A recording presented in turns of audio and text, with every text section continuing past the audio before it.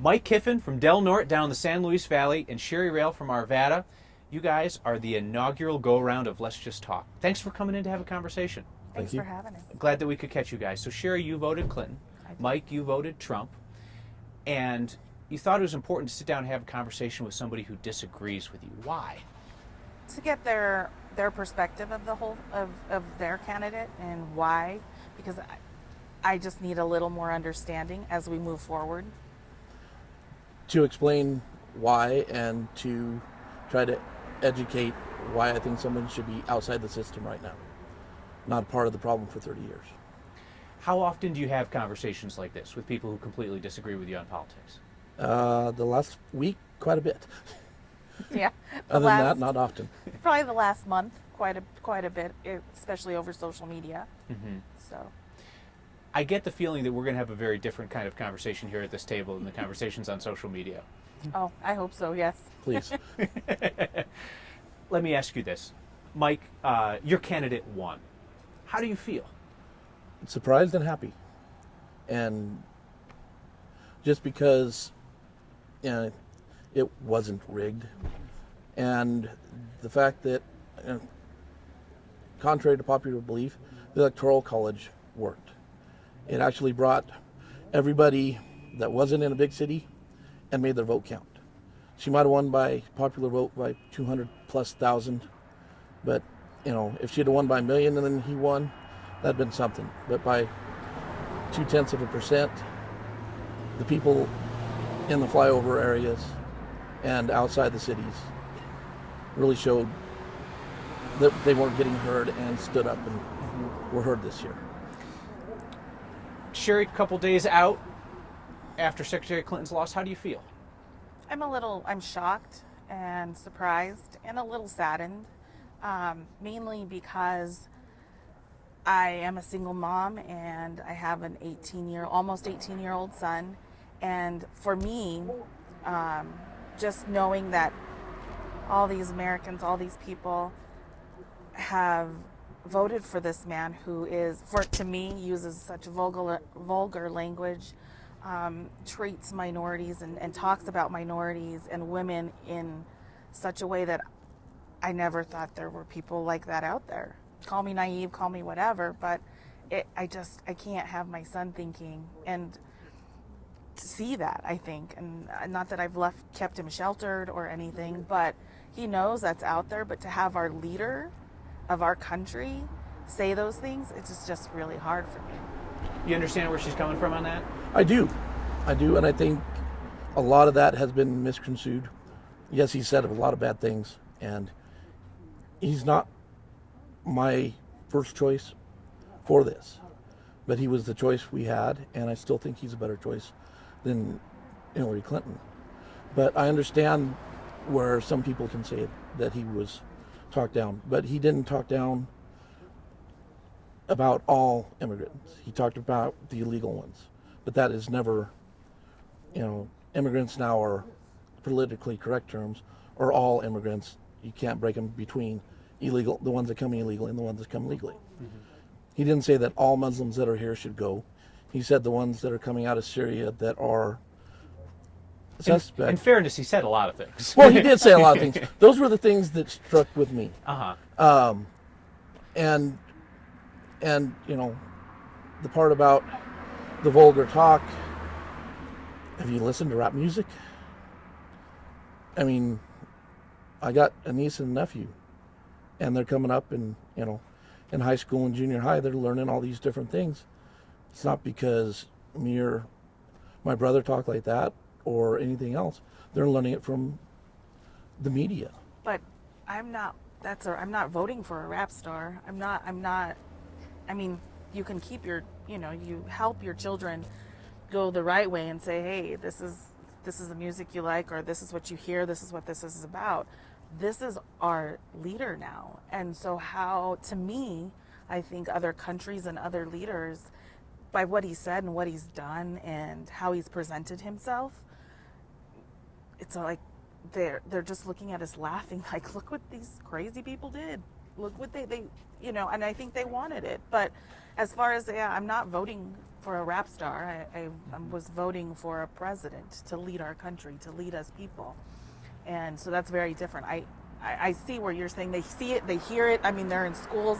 I volunteer at my son's school, and he's in high school. So I get where they're coming from. But why is that the norm now? That was never the norm.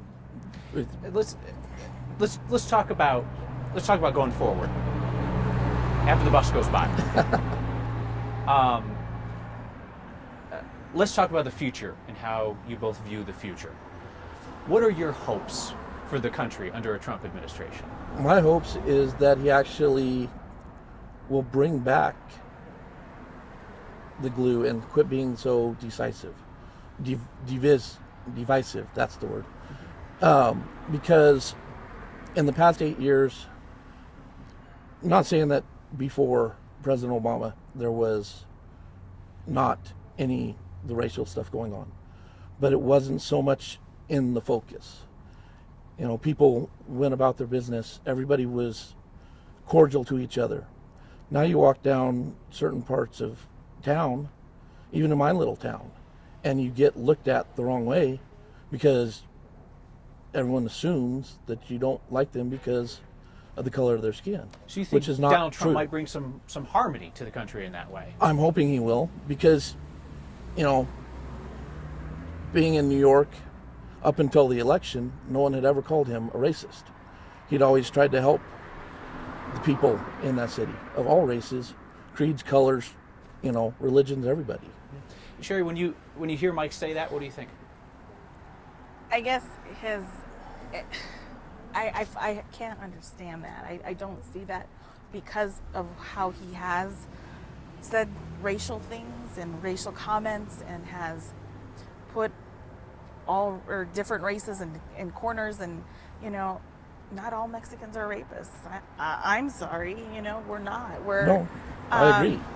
So it's hard to say how can he bring harmony when he's caused all this discernment and ugliness and hate against people.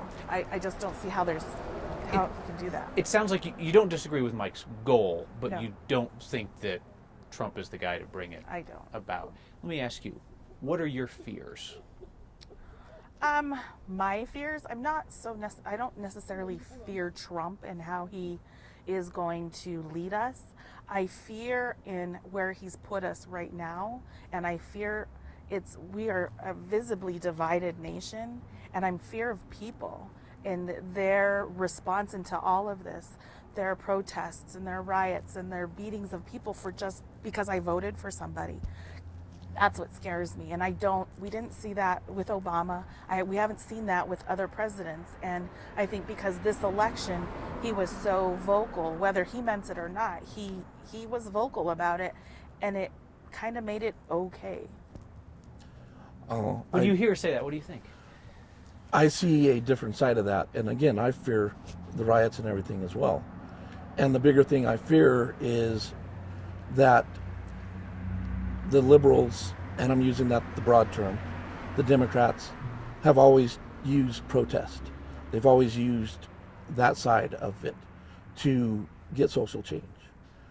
They were not expecting this. If Hillary Clinton would have won, I don't believe there would have been riots. There have been people unhappy. There have been people screaming on social media, but nobody would have been out on the streets. I think some of it is, you know, heartfelt, and you got to meet with people and see. Mm-hmm. But I wonder where the other parts that they go violent and try to tear down cars and destroy buildings is coming from. Mm-hmm. I want to ask you each the same question.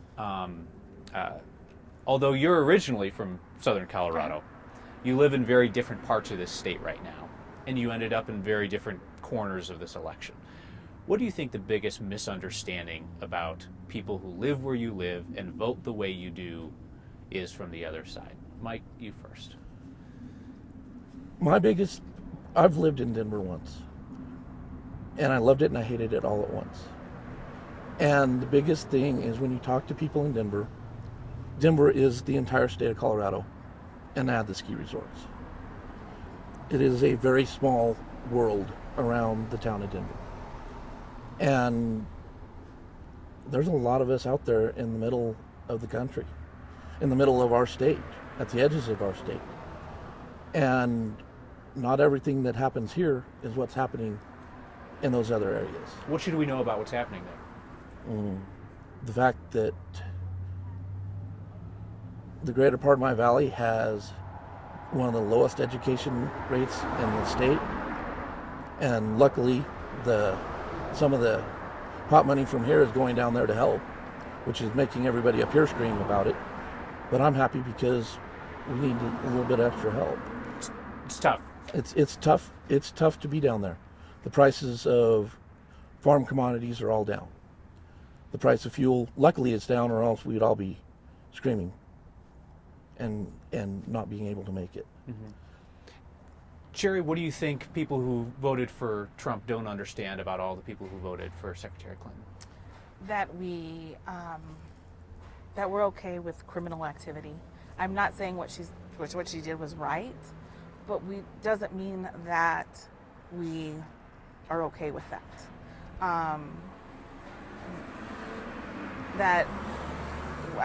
We are good people. Our area is a small part of a great big state, and for us, it's more of, we see the inner city stuff, even in the suburbs now. We see more of that, and Arvada is a smaller, I'd say, for us, and we're very close.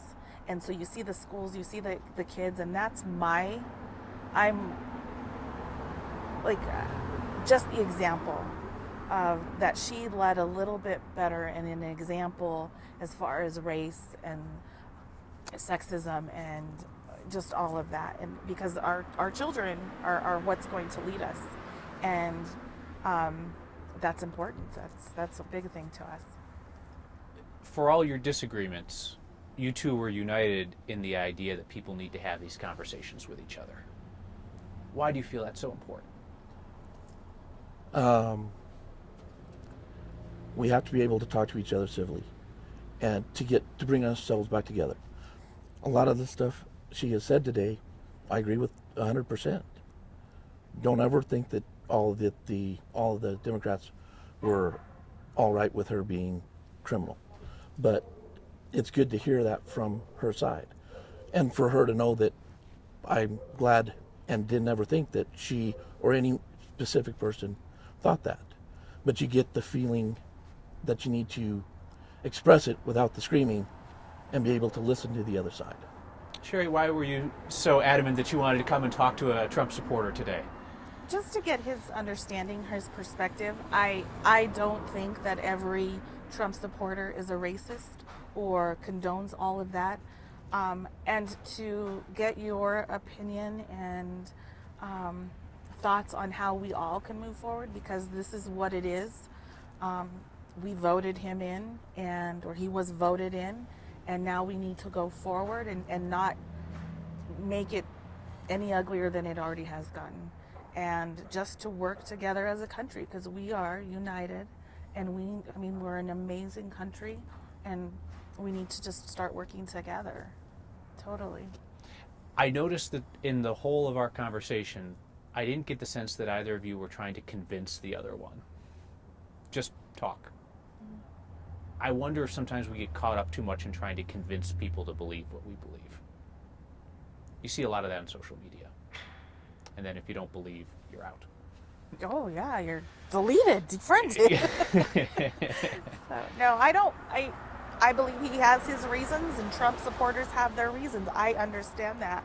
I get that, and I have my reasons. And you're doing what's best for your family and you and in your area, and I'm doing what's best for me and my family in my area. And as long as we both can understand that, I don't see why we can't move forward and cannot. He can be a leader. I think he just needs to be humbled and be graced by. He just needs to be humbled and know that we're trusting him 100% and give him that. And let's see what he does. What do you think?